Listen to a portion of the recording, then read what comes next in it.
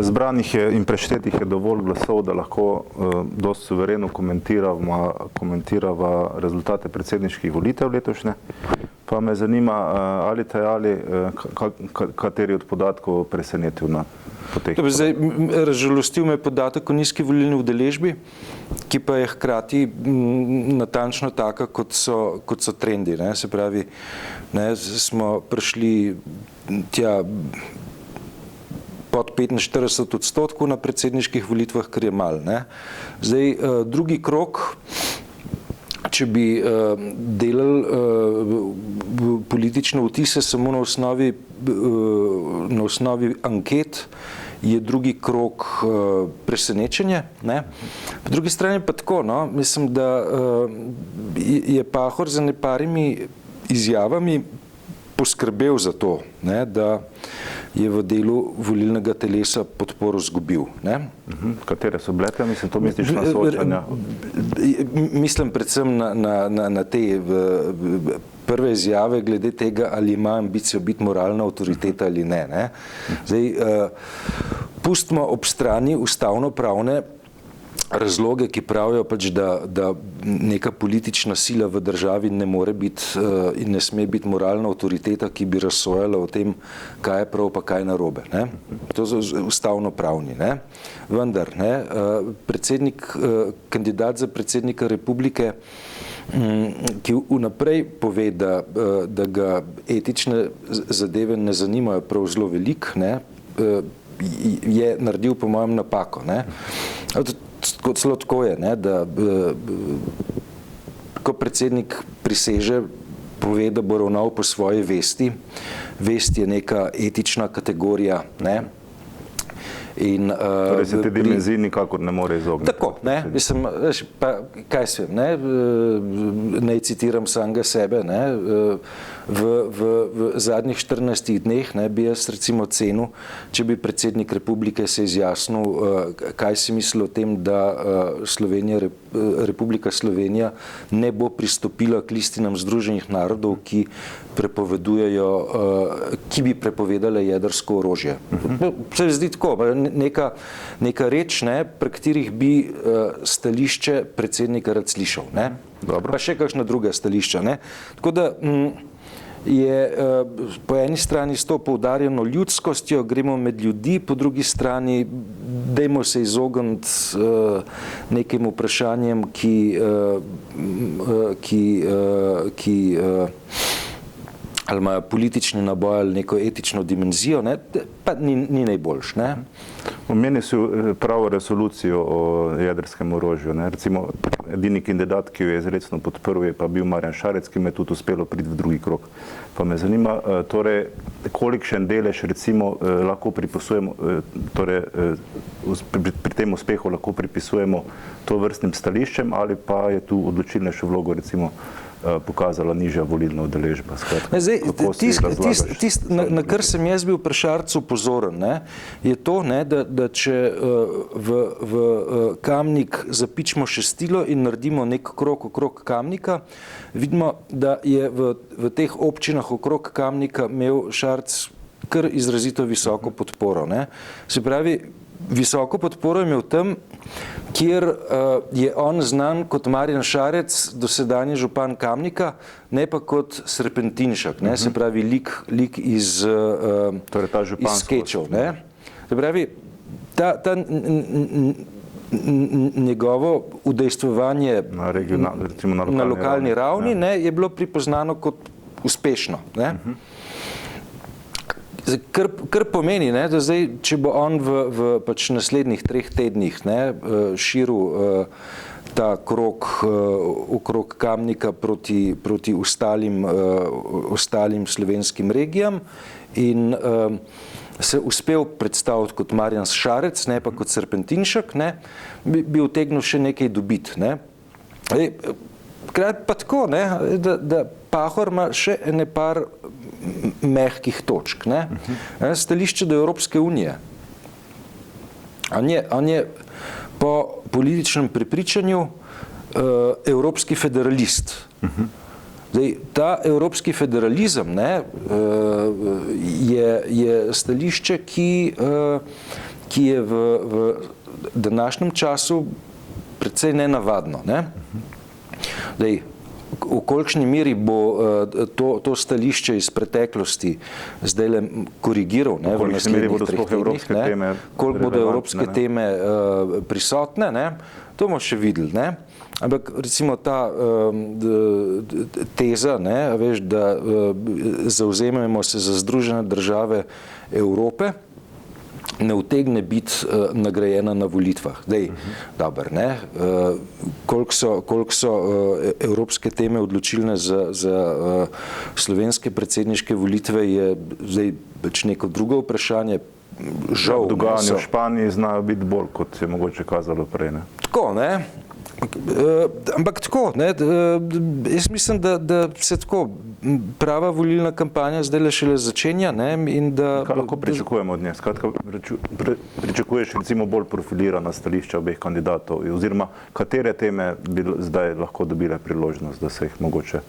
Treba je odpreti, po mojem, razpravo o tem, kje Slovenija v Evropski uniji. Mislim, da tukaj kakšnih posebnih razlik ne bo, ne, ker bosta oba razlagala, da mora Slovenija se čim bolj približati jedrnim državam. Tako kot pa razumem, ne, gre pa tukaj za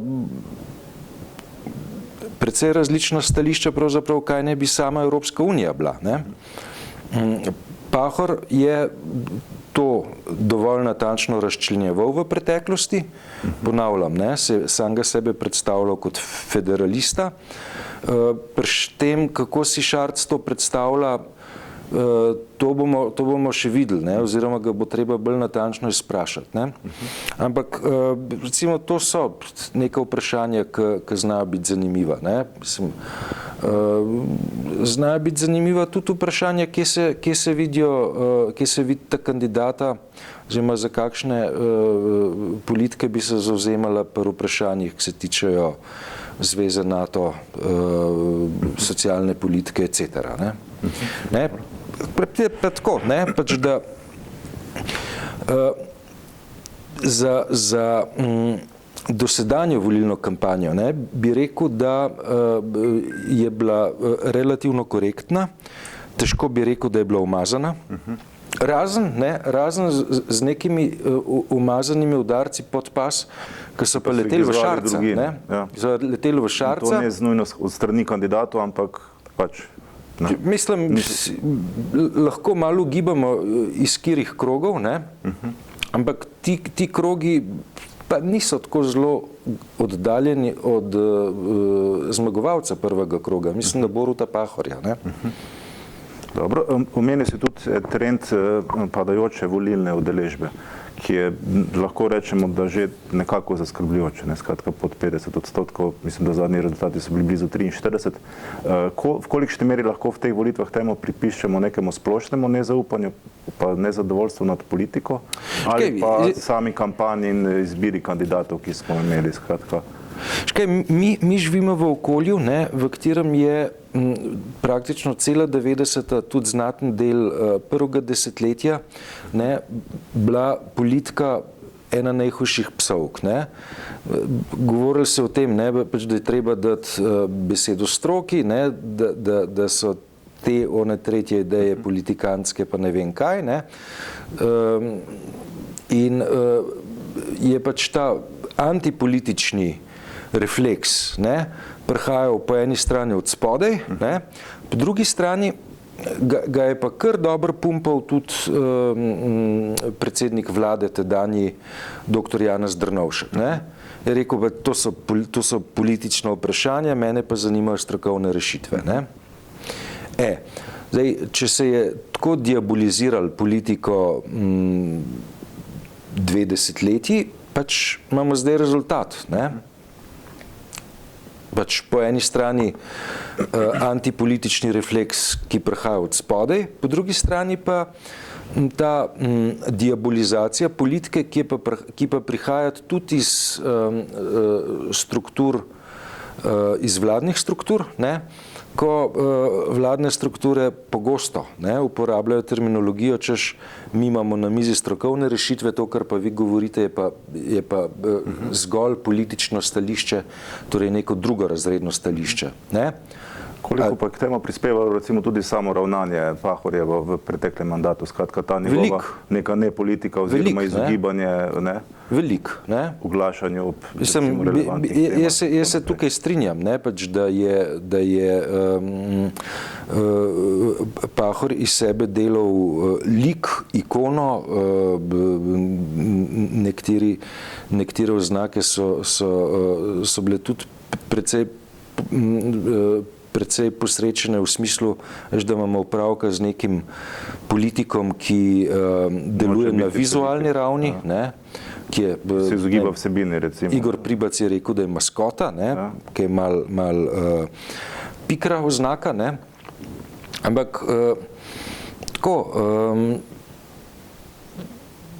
z marsičem je to antipolitično naravo oziroma te antipolitične sentimente Pahor krepil.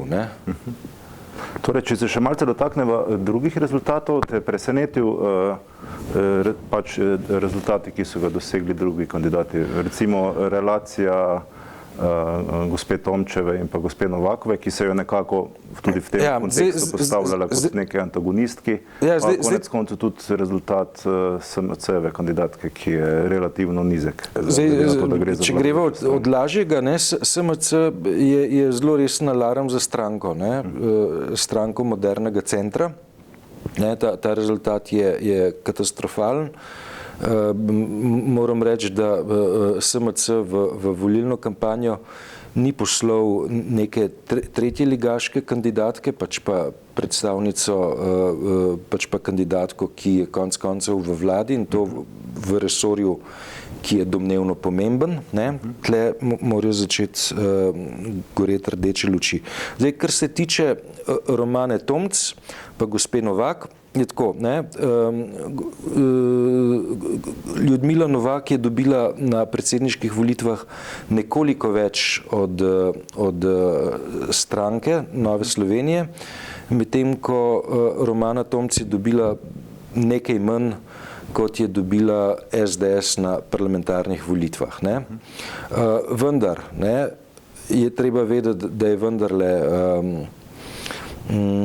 Ljudmila Novak prvi obraz te stranke in pač kot prvi obraz te stranke je dobila relativno zelo malo več od stranke kot celote na zadnjih parlamentarnih volitvah. Tukaj ne moram reči, da gre za polomijo, gre pa kar za neuspeh. Zdaj, kandidatka Romana Tomc se je lahko zanesla na to trdo bazo oziroma trdo jedro volilcev SDS-a, pa lahko rečemo v redu, zdaj na osnovi tega lahko sklepamo, da to trdo jedro meri 15%. Lahko se pa seveda to razširi ob predpostavki, da je volilna udeležba nekoliko višja. Spet je pa tako, pač da Nova Slovenija je v volilno tekmo poslala prvoligaško kandidatko, medtem ko SDS, moramo reči, strankarsko drugo ligo. Dobro. V bistvu eno večjih presenečenj, vse zame je bil rezultat Andreja Šiška, ki mu je uspelo doseči 5. rezultat med vsemi kandidati. Skratka, je bil boljši od SMC-eve kandidatke, pa tudi konec koncev koprskega župana Popoviča, pa me zanima, čemu pripisuješ takšen rezultat? Zdaj, Andrej Šiško je ta najbolj tipičen predstavnik te antipolitične ali pa antisistemske govorice. Ne vem, poslušal sem ga, kako je on komentiral na samem volišču, kjer je razlagal, volitve bodo ukradene, so ukradene, gor pa dol. Če tudi so mu pokazali relativno dober rezultat. Rezultat, ja, lej, je relativno visok, zdaj glede na to, da je sploh sam se nekaj minut pred polnočjo oglasil na Državni volilni komisiji in presenetil s to kandidaturo, da je celo okleval, bi šel ali ne bi šel. Dobro, to so bili neki manevri. Je relativno visok rezultat. Zdaj, bi pa veljalo nekoliko bolj natančno analizo narediti v primerjavi s prejšnjimi volitvami, pa pogledati, koliko so outsiderski kandidati dobivali. Zdaj, tokrat je število teh outsiderskih kandidatov dejansko največje. Mi smo imeli 5 let nazaj samo 3 kandidate in je tle kontrast kar velik. Misliš, da je potencial te antisistemske politike oziroma takšnih kandidatov je verjetno večji, tudi v Sloveniji, vse evropski trend je takšen? Poglej, mi imamo bogate izkušnje iz leta 90 s temi pojavi, ko je antisistemski kandidat Ivan Kramberger se izkazal po spominu navajam okrog 20% v prvem krogu, da malo manj, ampak s fenomenalno visokim rezultatom, ker je neobičajno zlasti zato, ker leta 90 ljudje niso bili utrujeni od demokracije, danes so že malo, leta 90 so bili žejni demokracije in vendarle v tej žeji demokracije greš antisistemskemu kandidatu dati 20% glasov, pa pravzaprav še sistem niti ni postavljen. Tako da tis je bil nek znak, a veš, kakšen je domet take antisistemske retorike, ki, če povzamem, se glasi: oblast krade in je pokvarjena in vedno bo taka, zato glasujte zame. Ja. Dobro, še mogoče vas te presenetil rezultat Angel Celiković, skratka, dosegla je zadnji rezultat. Ker glede, če bi neke sporednice recimo z organizacijo referenduma in skratka, mogoče ta njeno gibanje in pa stranka kazala večji politični potencial, oziroma je to sploh možno pripisovati zdaj njenemu? Jaz mislim tako, da so referendumi bili neka taka zelo nišno opredeljevanje o političnih vprašanjih, kjer se je pač pokazali, da v tem zelo specifičnem nišnem vprašanju lahko ta stranka za otroke, družino in te otroke in družino pač nekaj doseže. Sicer pa domet ni prav zelo velik. Zdaj, kad je pa tako, mislim, da je Angel Celiković je vendarle kontroverzna kandidatka. Ona je nagovarjala del volilnega telesa, ki je izrazito, bom rekel, antikomunističen, katoliški. Njeno ozadje iz časov, ko je bila pa ravnateljica ene najbolj elitnih ljubljanskih šol, Majde Vrhovnik, pa pravzaprav kaže malo drugačno sliko. Ona je na Majdi Vrhovnik bila med prvimi ljubljanskimi ravnateljicami, ki so uvedle celodnevno šolo. Ta celodnevna šola je bila pa uvedena zato, da otroci popoldne ne bi k verouku hodili. Torej je bila na liniji. Ja, je bila. Zaradi tega tudi podpora katoliških krogov Angel Celiković ni bila prav zelo iskrena in goreča, bi rekel. Razen, ko se pač gre za te za idejo kot tako, ne pa njeni osebi. Še to pa mogoče bi pol s tem zaključila. Torej, v kolikšni meri je možna, ker nekako se tudi kaže, da noben razen Šarca mogoče ni bil povsem nestrankarski kandidat. Pa me zanima, kakšne sporednice mogoče vlečiti pred predstoječimi parlamentarnimi volitvami. Zdaj tako, da ta Pahorjev rezultat ne, Bo koristil SD-ju, recimo. je že dal ne, na javnomnenjskih anketah nekaj pospeška SD-ju. Ne. Pa glede na to, da je do parlamentarnih volitev nekoliko več kot pol leta, ne, je to nek pomenljiv znak, ne, in mislim, da kaže zelo natančno spremljati, kaj se bo z anketnimi rezultati SD-ja dogajalo v prihodnjih mesecih, ampak tako, ne da bi se prav posebej poglabljal v analize, bi rekel, da so oni zdaj na trampolinu, da jih odnaša gor, vprašanje, koliko časa bo ta vzgon trajal, ne? Ja. Da se malo jih lahko kaj sklati, ne vem, kakšne zgodbe o teranu ali kakšni podobni nevšečnosti. Ne? Sicer je pa tako, no, jaz ne bi predsedniških volitev preslikaval v parlamentarne, razen ta izrazito slab rezultat kandidatke stranke Modernega centra je lahko za Mira Cerarja znak za alarm, to bi pa ponovil.